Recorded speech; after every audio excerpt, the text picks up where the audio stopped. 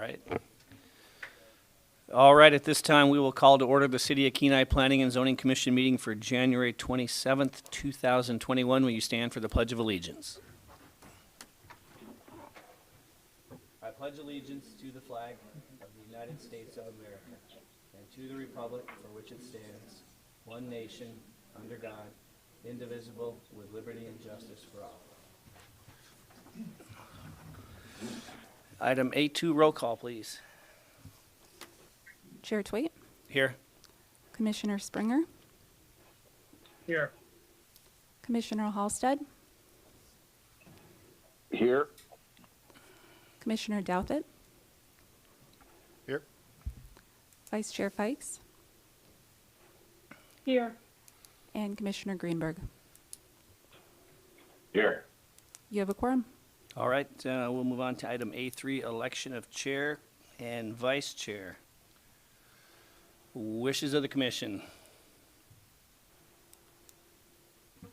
And so we just need a motion from someone to either keep the status quo and reappoint Chair Twait, and then another motion to reappoint Vice Chair Fikes, or if anyone would like to make a motion to appoint a new member. I'd like to make a motion. Commissioner Springer. I'd like to nominate Chair Twait to continue to be Chair Twait. Would you like to go ahead and put Vice Chair Fikes in that same thing, and we'll handle it with one fell swoop then? I could do that, yes. All right. Councilperson Fikes also as the Vice Chair. Very good. Go And ahead. we just need a second. All right. Do we need to vote on that or ask for just a unanimous? Any objections? Seeing none, we will go with that and move along then to item A4, agenda approval. Wishes of the commission.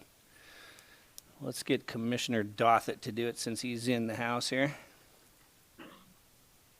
I'll second it.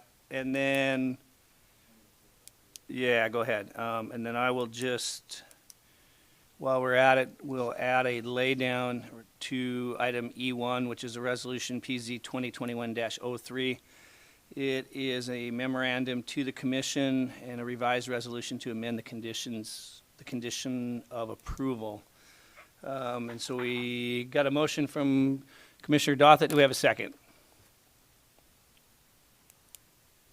Second. I'll second. Oh, we'll let Vice Chair Fikes take the second and then move on to item A5, consent agenda. The wishes of the commission. Commissioner Springer. Yes, I'd like to approve the consent agenda. Do we have a second? And I'll second that. All right, Commissioner Halstead seconds. Any objection? Seeing none, hearing none, we will move on then. Item C, scheduled public comment. We have none. Item D, unscheduled public comment. Anyone wishing to speak from the public to an item not on the agenda? Nobody out there? All right, doesn't look like we have any. We'll move right along then to item E, consideration of plats. Item E1 is resolution PZ 2021-03.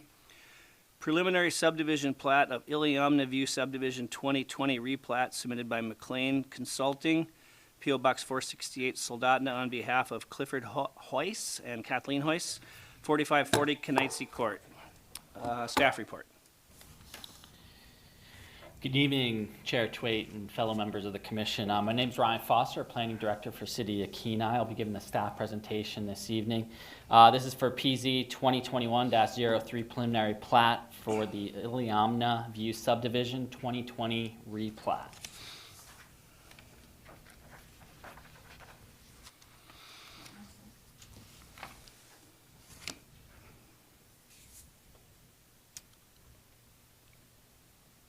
Next slide, please. Next slide, please. Thank you. McLean Consulting submitted a preliminary plat on behalf of the property owners Clifford and Kathleen Hoos. To the right, this is just to orient via the aerial map. The subject parcel highlighted in red, located between the Kenai Spur Highway and the Kenai River. Next slide, please. So the preliminary plat, this affects the parcel described as unsubdivided remainder of Lot 1, Block 2 of the Iliamna View subdivision, re-subdivision of Lots 1, Block 1 and Lot 1, Block 2, Iliamna subdivision plat number 78-99. And so the property owner wishes to subdivide this lot of approximately 16.2 acres into 2 lots. The proposed Lot 1B, Block 2, will be approximately 1.2 acres. And then the proposed Lot 1C, Block 2, is approximately 14.9 acres. The application noted that the purpose of the plat is to provide private access to the Kenai River via the proposed Lot 1B, Block 2. Though it should be noted that there is a section line easement along the north boundary of the proposed lot. So therefore, access is not limited to private use only, even though the application submitted was describing it as private use. Next slide, please.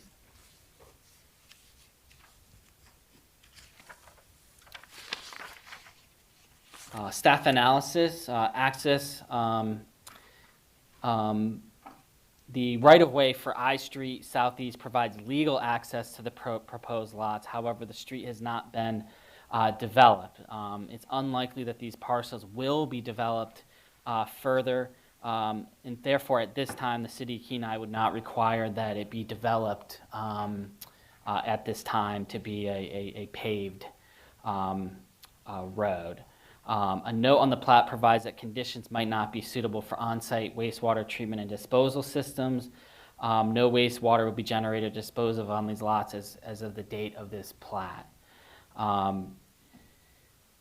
The probability of this property being developed is highly unlikely due to being primarily wetlands, and it's also within a flood hazard area, FEMA, and we'll actually talk about that in a minute. Which is actually the reasoning for the revision laydown that we had on this. So I'll talk about that in just a moment. And then the preliminary plat meets requirements of KMC subdivision design standards and KMC 141080 minimum improvements required under Chapter 1410 subdivision regulations. Next slide, please. So the recommendations. I'm actually going to read from the revised resolution submitted in the laydown. Staff recommends approval of preliminary plat of Iliamna View Subdivision 2020 replat subject to the following conditions. 1, further development of the property shall conform to all federal, state of Alaska, and local regulations. 2, remove Note 6 from the plat. The City of Kenai does not participate in the FEMA floodplain program and does not comply with Title 21, Chapter 6 of the Kenai Peninsula Borough of Ordinances. And so that is currently on the plat. We're asking that to be removed. And the guess is that's probably just something that the surveyor utilizes sort of as a template, and within the city of Kenai, that just got left on the plat. And as noted, the city does not comply with Title 21. Therefore, we're asking for that to be removed from the plat. 3, if circumstances change to allow lawful on-site wastewater treatment and disposal systems, those systems must meet the wastewater disposal requirements of KPB Chapter 2040 and the regulatory requirements of the Alaska Department of Environmental Conservation. That concludes my presentation, and I'm happy to answer any questions the commission has. All right, we will get a motion on the floor, and then we can open it up for public testimony. So who would like to make a motion? Through the chair. Vice Chair I'd like to Fikes. make a motion. Yes, through the chair, I'd like to make a motion that we approve Resolution PZ 20201-03, a preliminary subdivision plat of Iliamna View Subdivision 2020 replat submitted by McLean Consulting on behalf of Clifford Hughes and Kathleen Hughes at 4540 Canightsey Court, to include the laydown as well.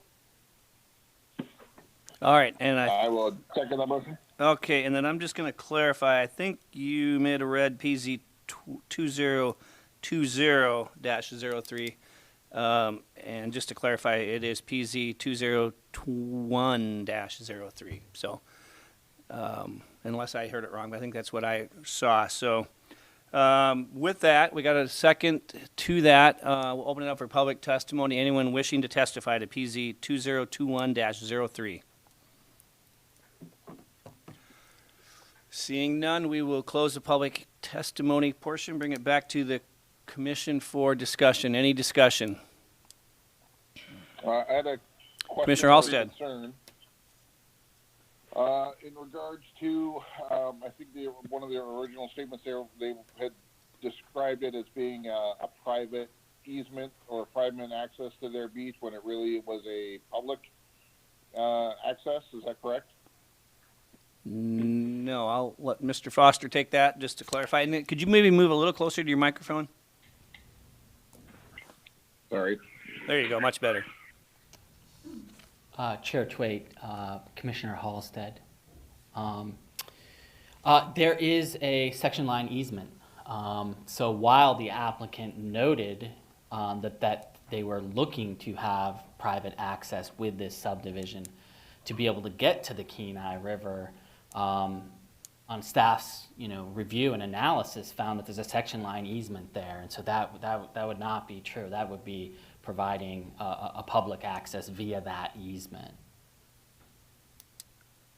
Okay, so I that would be my concern. Was should we put any kind of verbiage or understanding in there that it is noted that that is a public easement and not a private easement?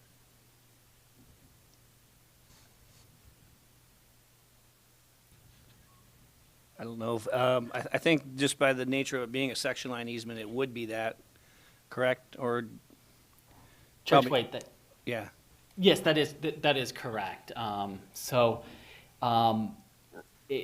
It's noted in the staff report that is indeed the case. It's a section line easement. It exists. It's not a private right of way, and I did want to note that because the applicant had noted that they were trying to get private access to the Kenai River with this subdivision. So Right. I would say it would be certainly possible if the commission wanted to look at adding a condition to highlight that. But from staff's point of view is that section line easement exists. It would have to be vacated in order to remove that public access. Okay. Yeah, I think my concern was just, even though, yes, we've noted that there's the easement in there and it is a public right of way because they had kind of stated that they had wanted it to be a private one, and we'd approve it as said that somehow kind of locked it in as a private easement. But I guess it sounds like we've done our due diligence in noting that it is a public easement. I just wanted to make sure that there wasn't any kind of possible confusion down the road. All right, good concern. Any other comments or questions? I had one. Turn your mic on. Commissioner Dothett. Yes, I had one. It says in there that it's not likely to be developed. Did they state the reasoning behind? Did they state anything about further development with a plan forward, or just that they wanted to subdivide? Chair Twait, Commissioner Dothett.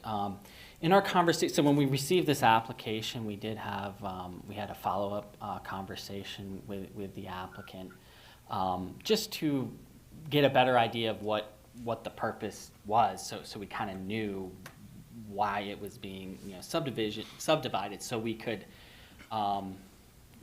conduct our analysis essentially. And so it's our understanding that there's no currently plans to build or develop, try and get a building permit to actually build on these. Again, that's as far as from what we heard in conversations with the applicant. And I think the other sort of note in the analysis was just that these are, wetlands, and so, there's just practical difficulties with the development, of wetlands. So that's kind of trying to, in staff's analysis, trying to put some context into what the situation and what's going on here, and why is this being subdivided. So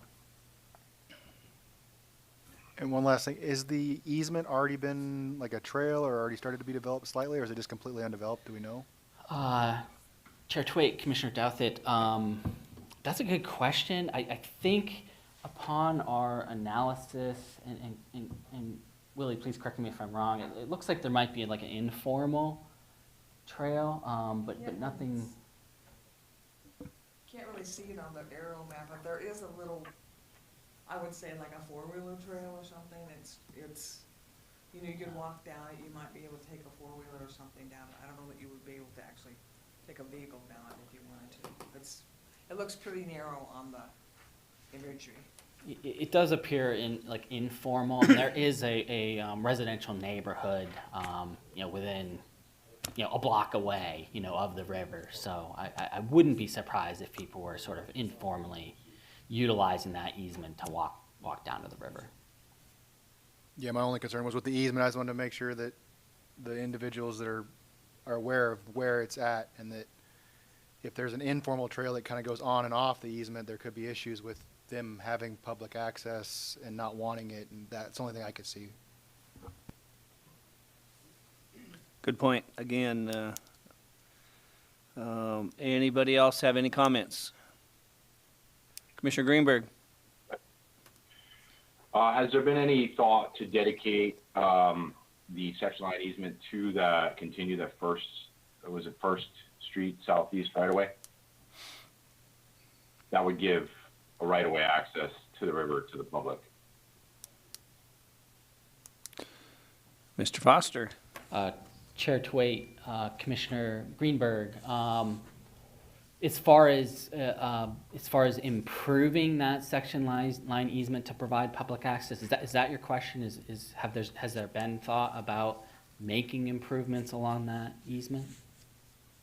No, but just to dedicate it at this point, to make it so it's not an easement anymore, but it's an actual right of way that allows the public to access the river. It is. To my understanding, no, there hasn't been a discussion on that.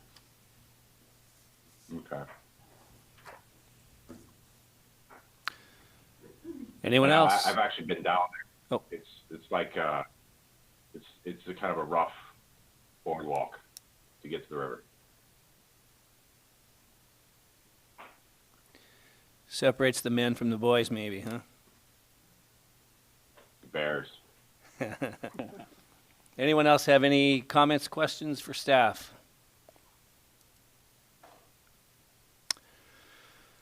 Seeing none, we'll call the roll, please.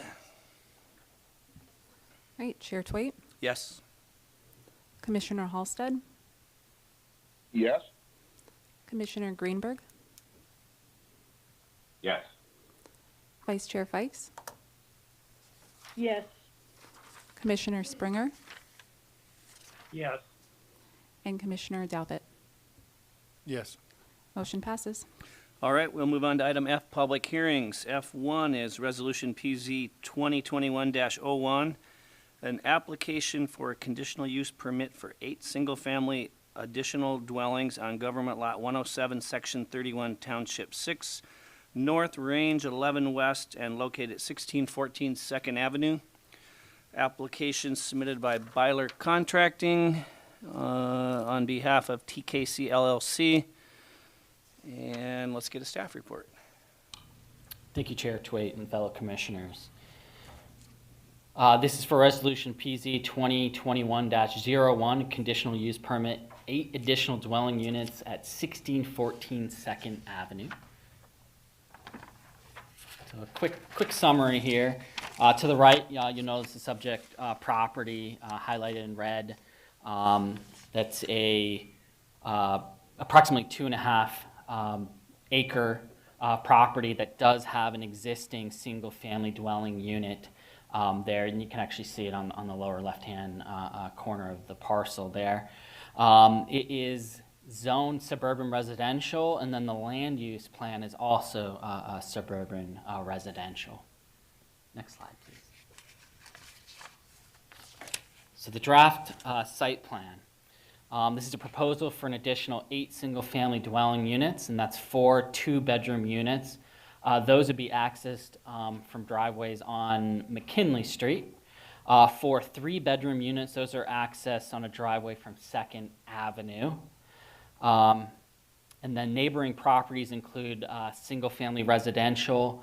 That's primarily to the west, north, and east, and then to the south, commercial and the Kenai Christian Church, which front on the Kenai Spur Highway. Next slide, please. These are submitted drawings with the application to show the layout and some of the specifications on both the 2-bedroom and 3-bedroom units proposed. Next slide, please. And then the 3-bedroom. Next slide, please. So staff's analysis. Kenai Municipal Code 1420-150D, review criteria for conditional use permits. And so pursuant to KMC 1420-150A, the intent of conditional use permit is to allow some uses that may be compatible with the designated principal uses in specific zoning districts, provided that certain conditions are met. Conditional use permits review criteria state 6 conditions that the Planning and Zoning Commission must deem to exist when establishing findings prior to issuing a conditional use permit. Next slide, please. So we're going to go over each of these review criteria for a conditional use permit. So criteria 1, the use is consistent with the purpose of this chapter and the purposes and intent of the zoning district. So staff's response is that the 8 additional proposed single-family units meet the intent of KMC 1420-150 and the intent of the suburban residential zone, given compliance with the staff recommended specific conditions set forth. This zone is intended for medium-density residential development in areas which will be provided with common utility systems. The land use table provides that a 7 or more family dwelling is a conditional use, so therefore a conditional use permit must be granted for the construction of 8 additional single-family units in this zone. The proposed construction of the units will offer the 4 two-bedroom and 4 3-bedroom units as noted earlier, and then access to the 2-bedroom units via McKinley Street, 4-bedroom units via 2nd Avenue. Traffic generated from 8 single-family units is not anticipated to bring heavy traffic into this existing neighborhood. With the addition of these 8 single-family units, the total square footage buildings located on the property would be approximately 14,052 square feet. So that's 12,752 square feet for the 8 new units, and then approximately 1,300 square feet for the existing family dwelling on the property. Per code, the maximum lot coverage is 32,670 square feet. So we actually find that the proposed development is well below the maximum lot coverage for this zoning district. A conditional use permit for a suburban residential district with 7 or more family dwellings must also meet conditions cited in footnote 3 of KMC 142210 land use table. And this is important to note, this footnote. And I'm actually reviewing this from page 36 of the packet, just in case anybody would like to follow along. And so essentially, there's a footnote in the land use table for the suburban residential district for 7 or more units requires a conditional use permit. In addition to that, there's a footnote that says there's additional conditions. And so it's A through I. I did want to highlight one of those conditions, and this was a late find upon my final review of the packet on Friday before submitted. And this is, I would just say it's a little bit of oddity might not be the right term, but it's a bit of a mismatch. And that's in footnote 3, conditional use C, yards around the site, off-street parking, and other development requirements shall be the same as for principal uses in the rural residential zone. A little confusing in the sense that our zoning district and our long-range land use district are both suburban residential. But clearly there's a provision in this footnote that says rural residential development standards end up being utilized with this conditional use permit. So where that does have just a little bit of an impact on this, the draft site plan, and actually it might be helpful to go back just a couple of slides if we might to the site plan. There we go. It's a little hard to see on the PowerPoint. You might be able to see it a little bit better in your packet. And really what that comes down to is currently, this draft site plan is utilizing all the development requirements for a suburban residential district, which makes a lot of sense. That's what it's zoned. But then we got this little caveat in a footnote that's noting rural residential standards. And so while the side setbacks are 5 feet for a rural, for a suburban residential, for a rural residential, it's actually 15 feet.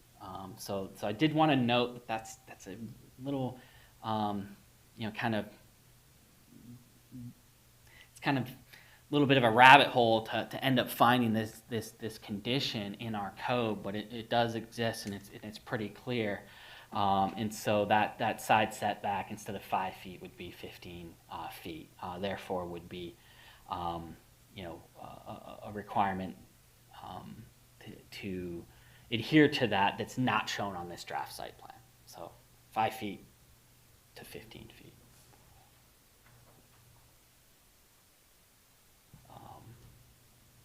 If you go back to the review criteria slide, please. Thank you. Criteria 2, the value of the adjoining property neighborhood would not be significantly impaired. Staff's response is the surrounding neighborhood consists of primarily single-family dwellings to the north, west, and east, and commercial businesses and a church to the south, which front on the Kenai Spur Highway. The applicant states that the proposed development will offer value in the current market and will not negatively impact the surrounding properties.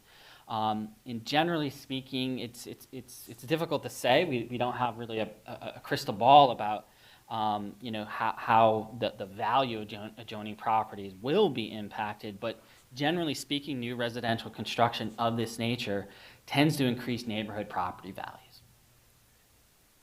Criteria 3, the proposed use is in harmony with the comprehensive plan.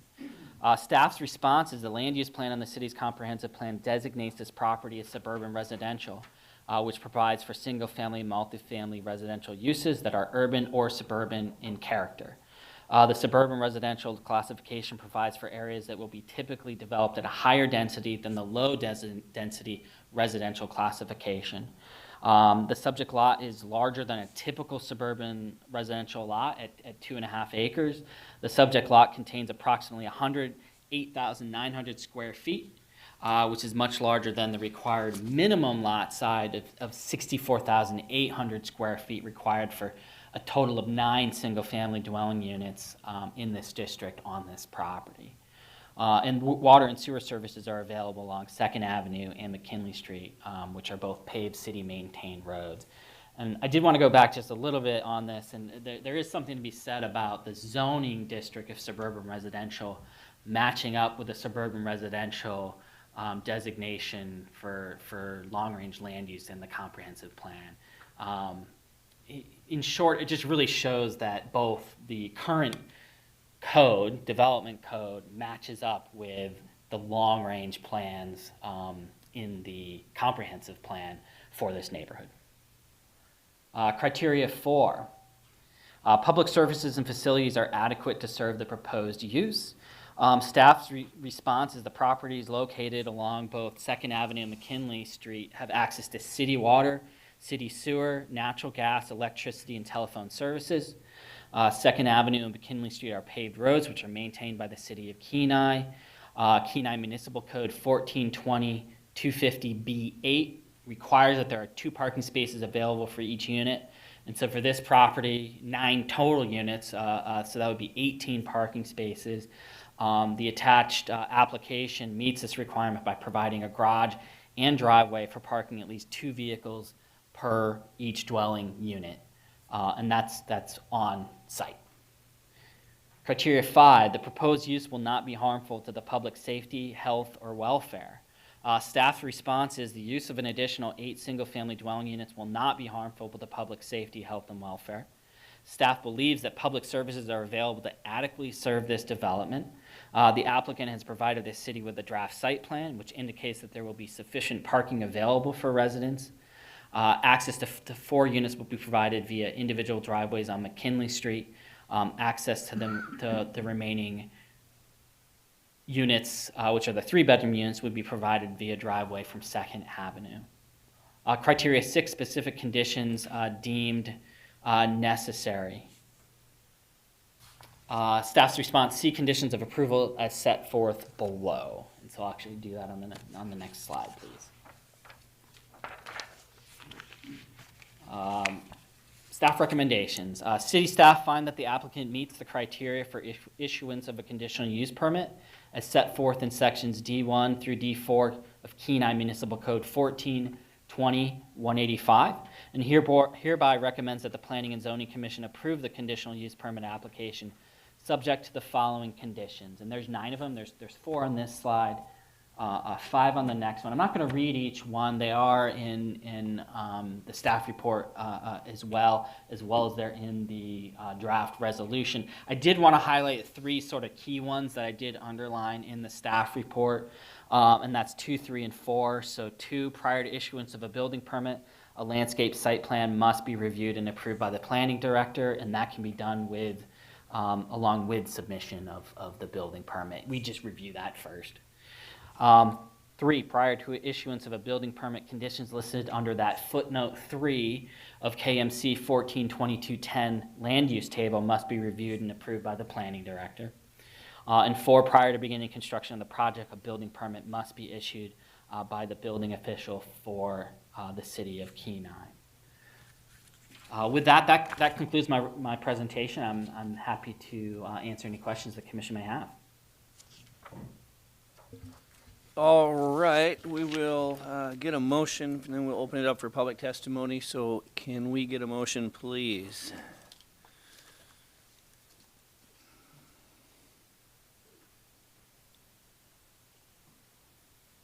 Commissioner Greenberg, how about you?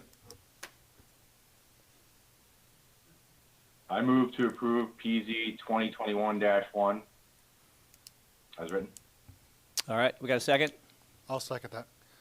All right, we'll open it up for public testimony. Anyone wishing to come forward and speak to Resolution PZ 2021-01? State your name and address for the record. Thank you. Name is Fred Braun, Daniels Lake, North Kenai, but I always state I've worked here my whole entire adult life in the city limits. I've either owned a business, managed it, or worked at it. Currently, I'm a realtor for Jack White Real Estate, the broker here in the Kenai office. And I see this as a real win-win for the city, whether it be sales tax generated not only on the 8 dwellings at $30 a month, but I see it as new people. Right now, there is a severe shortage of rental. If you try to find a rental unit or a home or even an apartment in Kenai right now, good luck. I mean, it's the tightest I've ever seen it. But also back to the sales tax, you look around at 8 new dwellings, and we've got 8 people, 8 families that may not have ever lived in Kenai before. They will shop here. Not just, well, the little Sea Plaza. There's a sizable restaurant, and there's 6 or 7 other businesses. It's a stone's throw from this development. The Kenai Christian Church is just on the adjoining one right across the street. very strong likelihood that some of those parishioners or the members of that church may very well live in one of these units. Again, most of the homes in that area were built in the 80s, so they're 40 years and some of them older than that. There's only 2 homes, the newest 2 homes in that whole entire 4 or 5 block area are 11 years old. And those were 2 of the very first homes that Byler built when he came to the Kenai area. Nice little homes right around the corner from this development. So I just, again, I think it is it's nice to see, the comment was made that this could very well enhance values of other homes in that neighborhood. I think for darn sure it will, as a realtor. I'm not saying it'll clean up that corner of town, but indirectly it will affect all of the other homes in that whole area. So again, I open to questions if anyone has any. All right, anyone have any questions for Mr. Braun? Commissioner Dothett? I have a question. So I see that it's developed into lots, 4 separate lots essentially. Would that be how those units would be sold to a certain individual and then they would be property managers on that? Or is that what the intent is, I'm assuming? Could be in the future, nothing immediate at all. But that's the way that the surveyor laid this out, that it could very well be at some point. Incidentally, the developer of this is behind me. His name is Mr. Ken Dunbar. This is not anything new to him. He's done hundreds of other developments. And at some point, you can see, by the way, he was 65 years old a couple days ago. And so at some point in his life, he will most likely decide to deed these over to his sons, and his sons may choose to split these up under one of the 4 lots. That answered my question. I was just curious what the plans were there with that 4 separate lots. Anyone else have any questions? All right, thank you much. Thank you. Anyone else?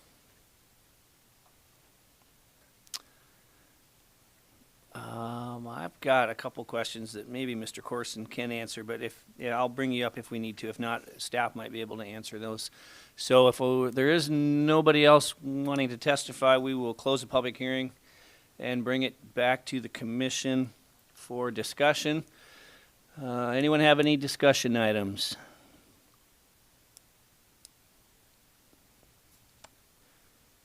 Vice Chair Fikes, you're back live. Are you good, or you got a question? Good. Okay. This is probably for staff, and I'm just curious, just to make sure I understand.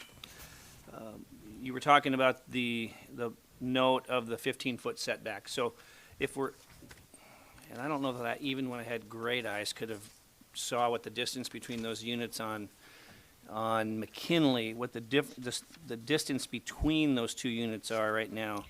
But are you talking about they will have to conform to the 15-foot side yard setback?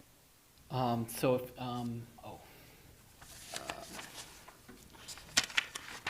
where that would actually be is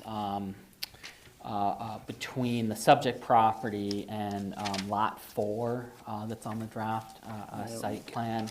I believe that's currently has a 5-foot setback, which again is the development requirement for a suburban residential zoning district, and then with that footnote 3 says that with this conditional use permit needs to utilize the 15-foot setback for the rural residential, and so it would be at that location between the subject property and Lot 4, and then the subject property and Lot 6 on 2nd Avenue.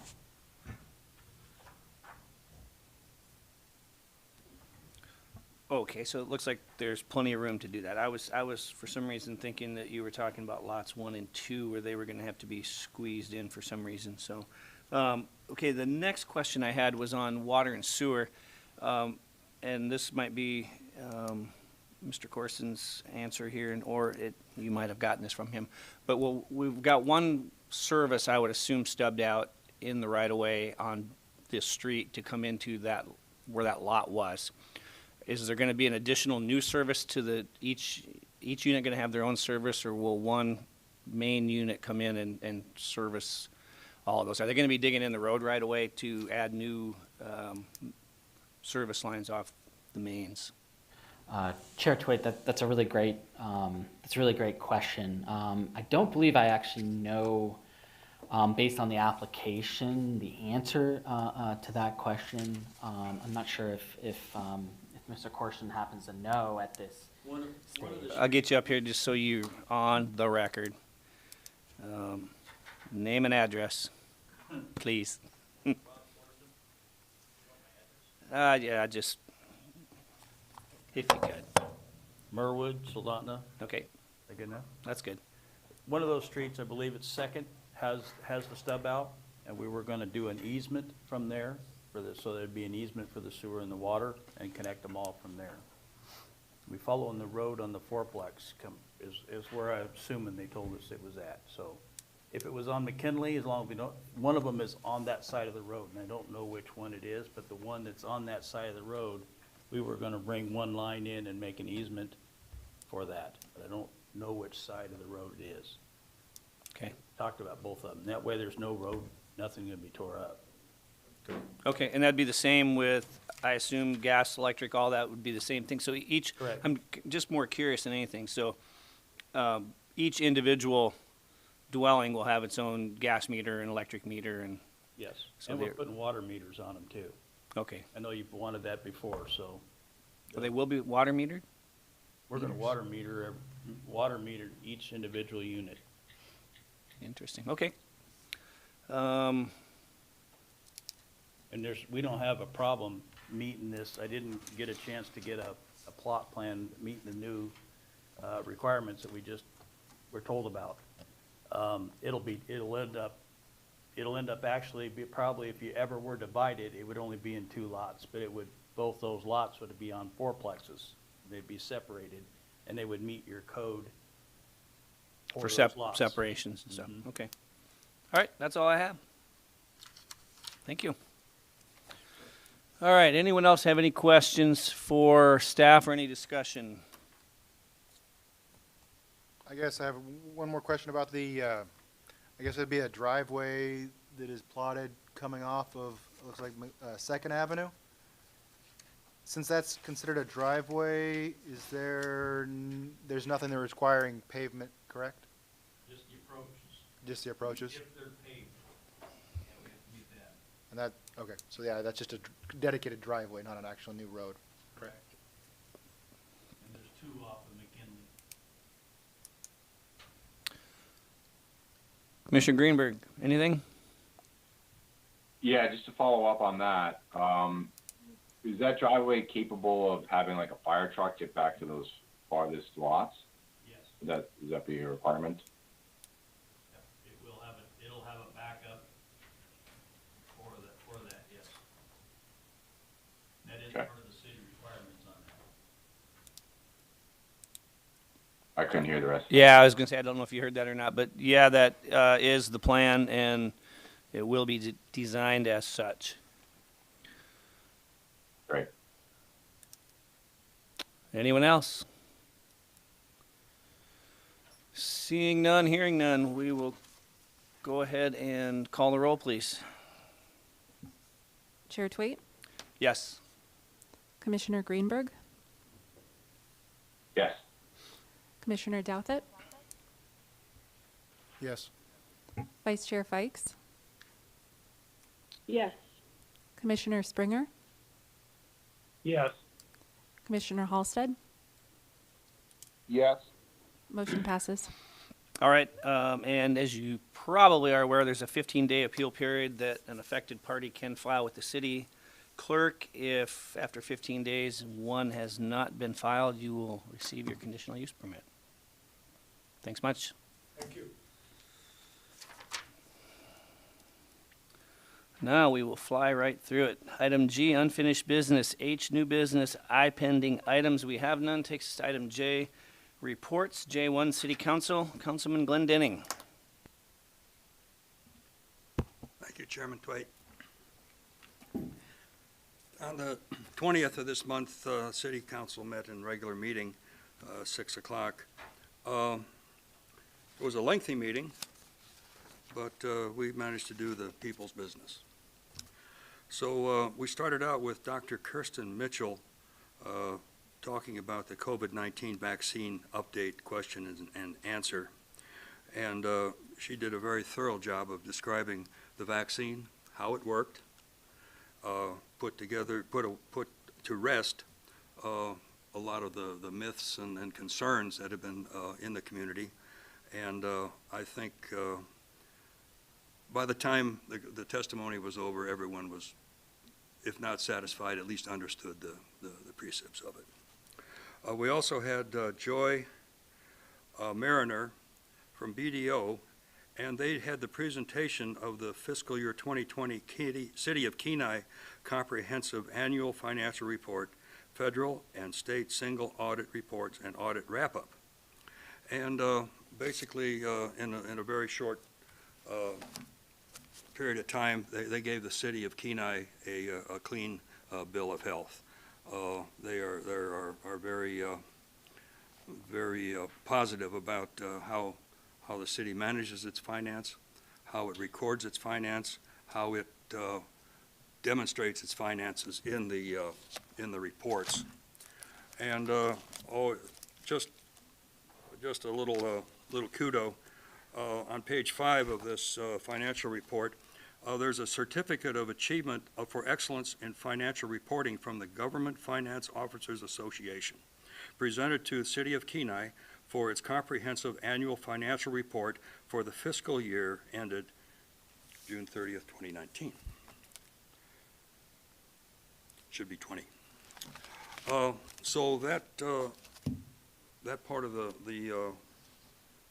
meeting went very well. Then we had an ordinance authorizing a Shop Local economic stimulus program to benefit Kenai small businesses and award a professional services agreement to the Kenai Chamber of Commerce and Visitors Center for administration of the program. And probably the clearest rendition I can give would be perhaps just reading from the newspaper. They seem to condense it very well. The City of Kenai will launch a $350,000 Shop Local program to help businesses negatively impacted by the COVID-19 pandemic. The program was approved by the City Council at its Wednesday meeting, which lasted more than 6 hours. Called Shop Here All Year in Kenai, the program aims to provide economic relief to Kenai business negatively impacted by COVID-19 by providing a $100 voucher to shop, $100 voucher to shoppers, say that again, who spend $200 at participating Kenai businesses. People who spend $100 at participating businesses will also be eligible for a $50 voucher. The program will be offered in partnership with the Kenai Chamber of Commerce and Visitors Center and will be funded with money from the city's general fund. $335,000 will be used for direct incentives to shoppers, and $15,000 will be applied to administrative costs. And what I've seen in public comments that I've received and comments over the radio, newspaper, people meeting on the street, they think that the City of Kenai hit a home run with this one, providing money for people who shop locally. And the program has it'll be actually 2 months that it'll run from February through March. The funds have to be spent by the end of April of this year. There's provision for a reopener. In other words, the conversation, the testimony was that we would have a reading of how the program was going, and when that is given, a status report from the Chamber of Commerce, we determine if there's any extension of time, if at all. We'll have to just see how the program goes. We had an ordinance accepting and approving a COVID CARES Act for older adults and their caregivers passed through the state of Alaska for Kenai senior expenditures in support of its response for the COVID-19 public health emergency. That was approximately $39,000, and it was just a pass-through. It did not come from city funds. We had a resolution approving amendments to the city Kenai community library policies to adopt rules regarding the lending of various electronic devices and to make housekeeping changes. Basically what this did, it just tightened up the rules of the road for people who use the library, its services, and its electronic devices. It gave a little more definition to how they could be loaned out and the condition they have to be returned in, and how we track the items that have been loaned out. We had a resolution further extending the disaster emergency declaration for the city of Kenai in response to the COVID-19 health emergency.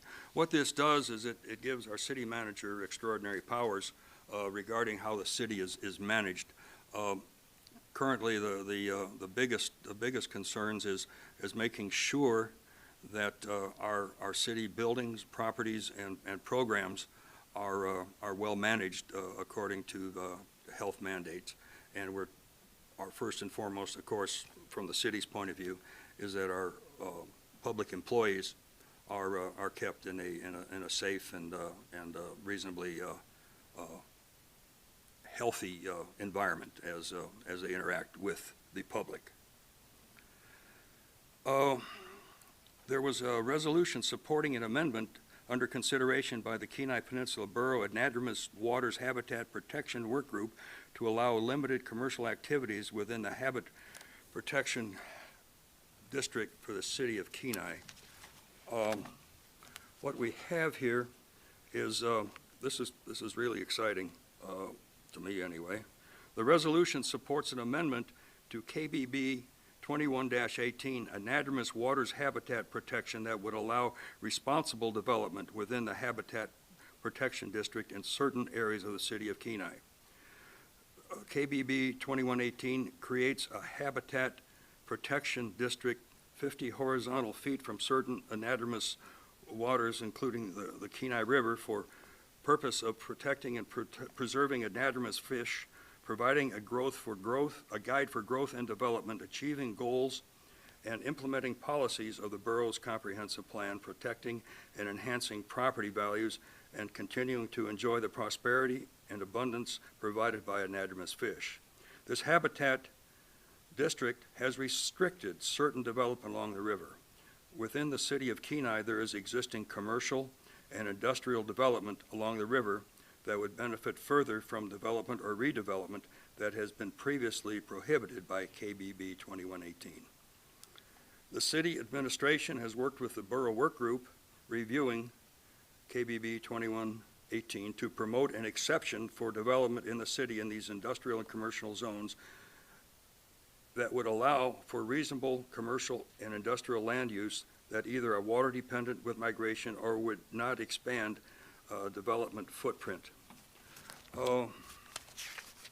Where this is, let's see if I can get it here, is approximately at mile 1 of the river, and that is just past where we're going to do our bluff erosion project. In other words, the bluff erosion project is carved out of this. Okay, it is no longer included in the particulars of development for the Anadromous Stream Act.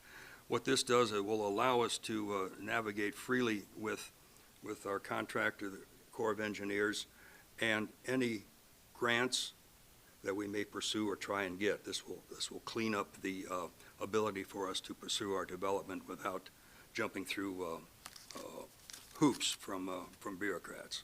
So this will, the boundary of this district will pick up roughly from the first cannery from the mouth of the river, clear up to be about mile 3.5, which is just past PRL logistics and just on the border with the VIP subdivision. So it's a traditional commercial use that's been there. The canneries have been there since the 1880s, and kudos to the borough for recognizing this opportunity for the city. Oh, let's see what else we have here.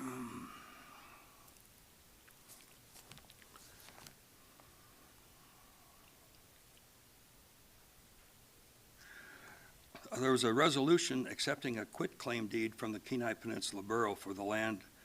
Basically what it is, it's the park on 4th Avenue. What happened when the park was created, it was created and dedicated by the developers, by the landowners, and to be a park. And somewhere in the administration of it, the communication was lost with the original developers, and the federal government claimed it back. So we had a park, and it wasn't ours. It was a federal park, federal land or something. So again, kudos to our administration and the borough. What happened was that the borough was able to select this property and then deed it to the city of Kenai. So we will now have the 4th Avenue Park be dedicated for public purposes, and we'll be able to maintain the public park with public monies.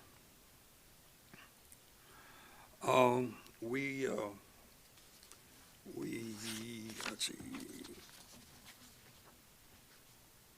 We confirmed the mayoral appointment to the Harbor Commission of Commissioner Peck. He's relatively new to our city. He lives over in my neighborhood, and he was one of the 9 people that put their name in the hat when we had an opening on the city council. And as we've said before, all of the applicants were well regarded, highly qualified, and we're really proud to have him on our Harbor Commission. We have a action approval item supporting a transportation program for individuals receiving COVID-19 at locations in the city of Kenai. And let's see if we can. The city of Kenai will help provide transportation to COVID-19 vaccine clinics located in the city of Kenai following a unanimous vote by the city council in favor of the program, which allocated $5,000. This $5,000 will be active, first come, first served, until the money runs out. Let's see. We supported an agreement to grant understanding with the Peninsula Food Bank of Alaska. There were certain funds that were not utilized as a result of the CARES Act, and so what we did is we entered into a grant agreement with the food bank to provide weekly food distributions to individuals and families of needed food in the city of Kenai. The programs help to relieve a strain on city of Kenai households impacted by COVID-19 under a grant awarded by the city of Kenai.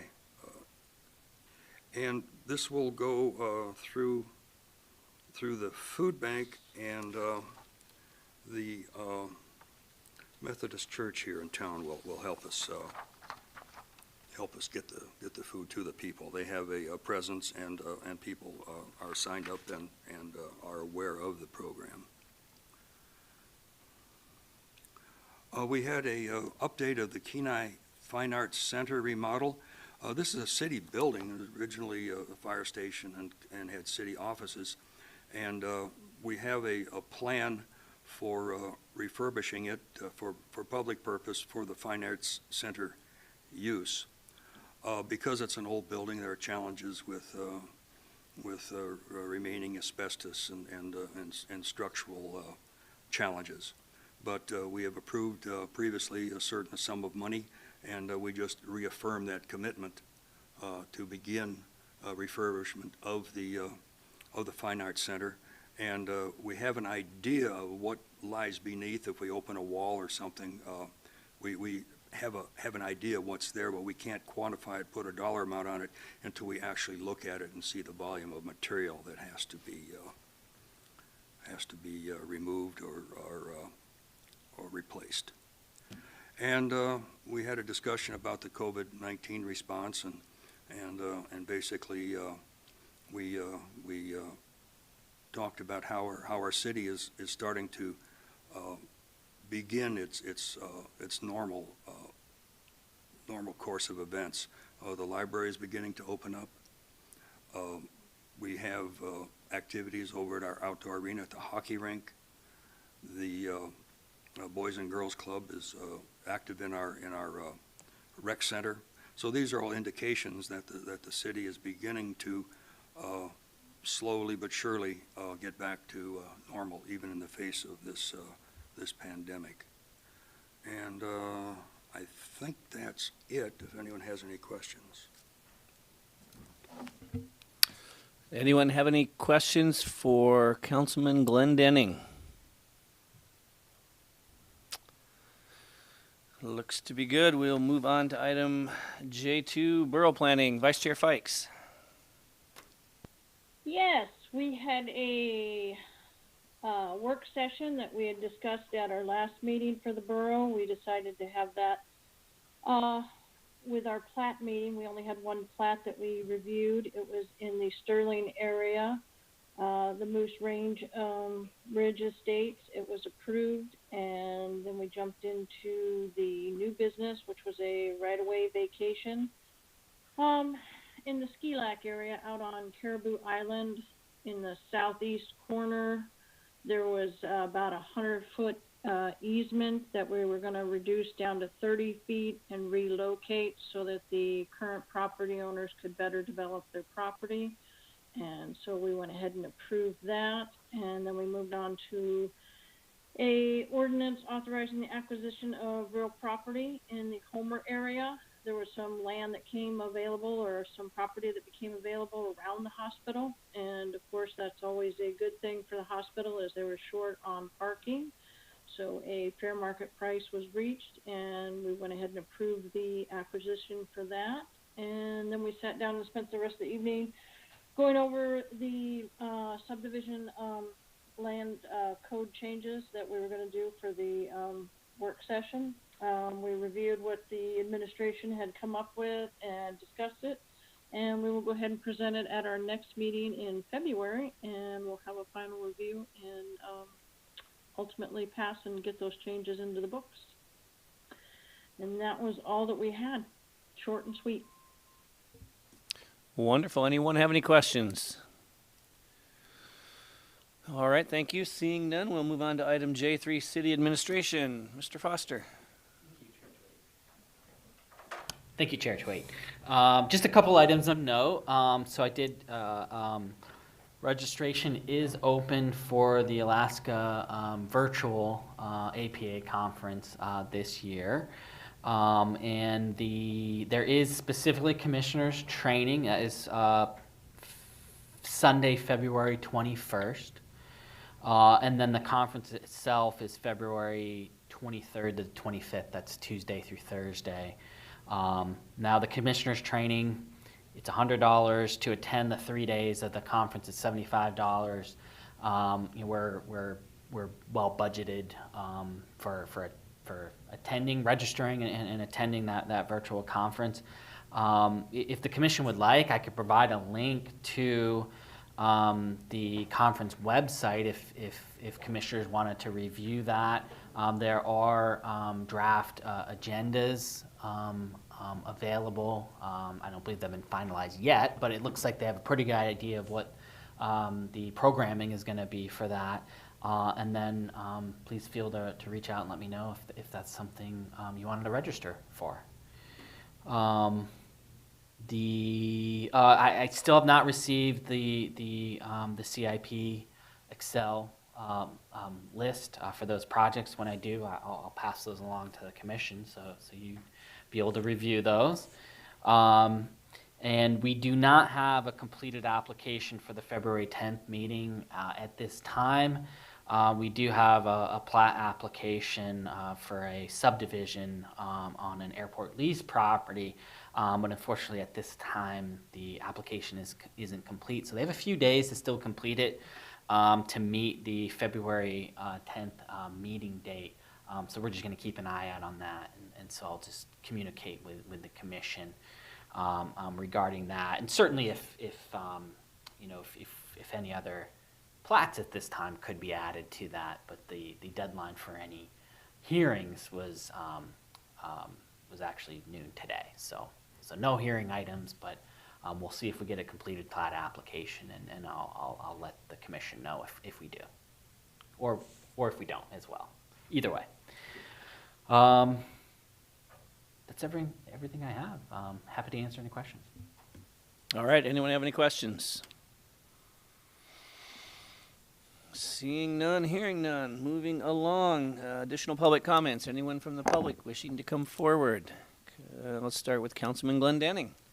Thank you, Chairman Twait. Just to follow up on this anadromous stream protection group, it is an item that's on the borough website, and it's under the protection group and habitat protection group.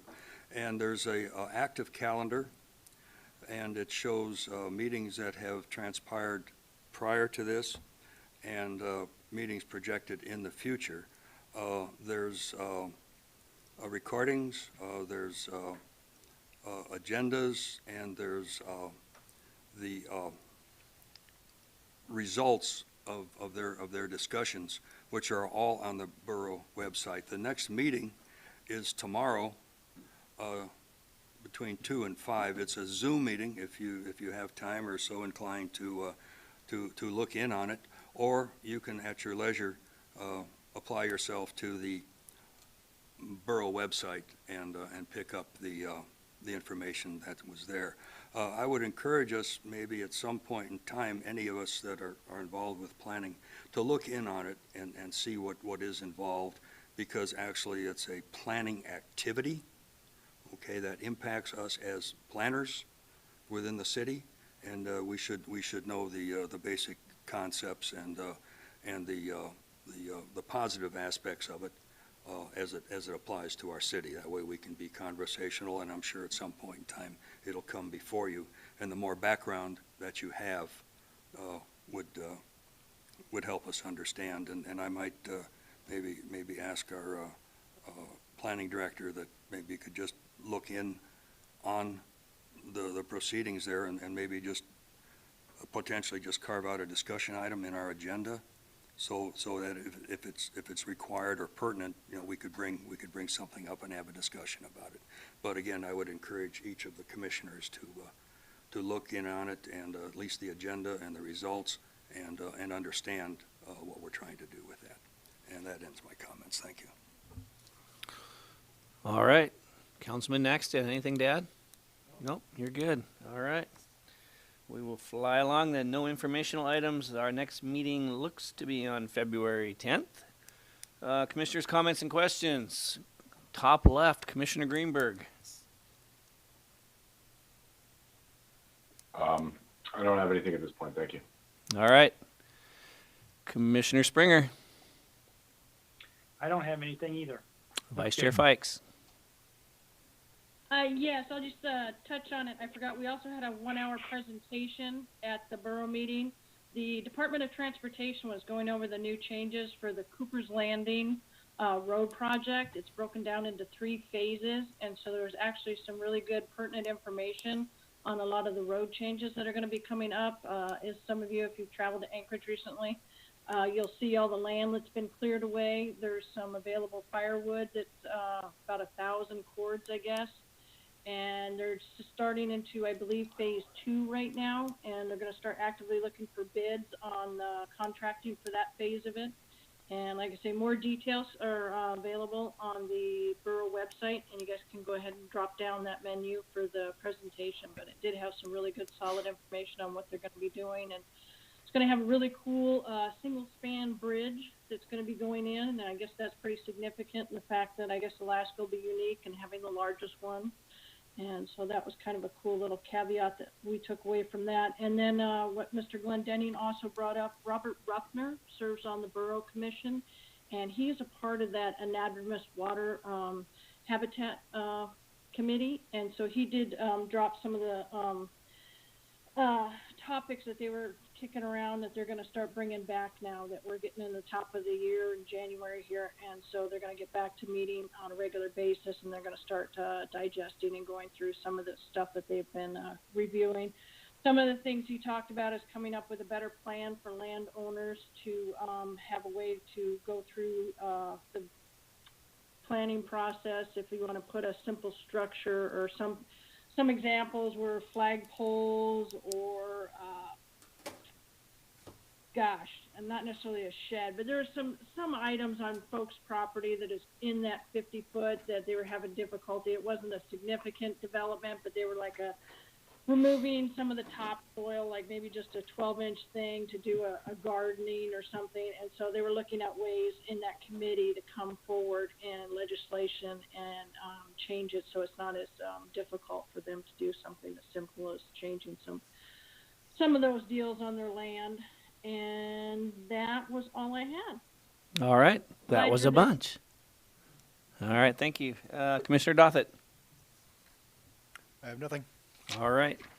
I will say I have nothing as well, and all the agenda items complete. The meeting is adjourned.